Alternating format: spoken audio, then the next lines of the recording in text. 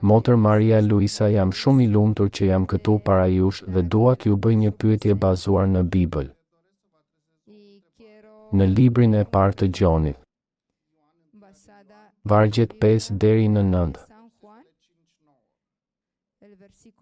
Pyetja ime, ose pyetjet e mia janë: çfarë do të thotë të kesh bashkësi me Zotin? Dhe çfarë do të thotë të kemi bashkësi me njëri tjetrin? Ju lutemi motër, nëse mund të na shpjegoni se çfarë do të kesh bashkësi me Perëndin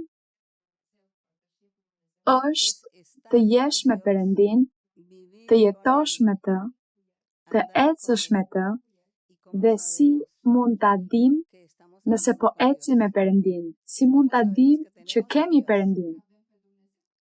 Sepse veprat tona, veprimet tona, na e thonë nëse jemi me të, sepse ne kemi mësuar fjalën e tij, besuam tek ai, kemi parë ose shohim urdhërimet e tij dhe jemi larguar nga shumë gjëra.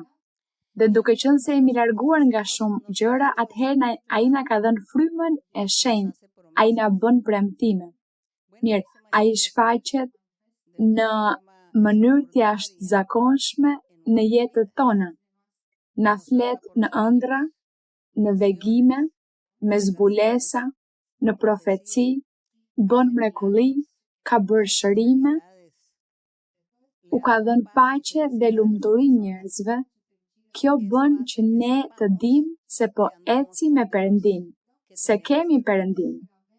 Kështu që kur unë jam me Perëndin, unë përpiqem, mundohem gjithmonë që t'i pëlqej atij në çdo gjë, të kem mëshirë për njerëzit dhe mshuri, t'i dua njerëzit, t'i ndihmoj njerëzit, të lutem për ta. Kështu që unë bëj këto gjëra dhe kjo është po ashtu pjesë e bashkësisë. Të gjithë jemi në bashkësi, në lidhje të afërt, sepse besojmë të njëjtën gjë. Jemi duke besuar në një Perëndi që shfaqet në frymë. Besojmë në një Perëndi për të cilin na flet Bibla. Jemi këtu duke e kërkuar atë, duke mësuar. Kjo është bashkësia. Kjo është të kesh bashkësi.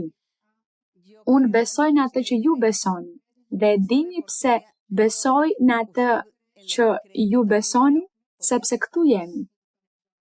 Jemi këtu, kemi bashkësi, sepse konceptet e mia mbi gjërat janë si konceptet tuaja. Mënyra ime e të dashurit të Perëndis është e njëjta mënyrë se si e juaja e të dashurit të Perëndis. Dëshira ime për t'i pëlqyer Perëndis është po ashtu si dëshira juaj për t'i pëlqyer Perëndis. Kjo është bashkësia. Kjo është të kesh bashkësi, që të jemi në një mendje. Jemi dakord për shumë gjëra. Kemi bashkësi, komunikojmë me njëri tjetrin. Kjo është pra, komunikojmë me njëri tjetrin. Ti do të ndjekësh Perëndin, edhe unë. Kjo është bashkësia. Dhe kështu që bashkësia me Perëndin është po e njëjta gjë. Zoti do që ne të jemi të mirë, të drejtë. Po, përse? Sepse ai është i mirë dhe është i drejtë. Aty është bashkësia.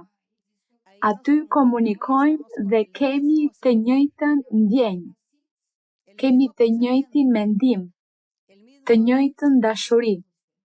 Të njëjtën dashuri që Perëndia ka për të gjithë, edhe unë duhet ta ndjej për ju. Kjo është ajo që quhet të kesh bashkësi me Perëndin dhe të kemi bashkësi me njëri tjetrin.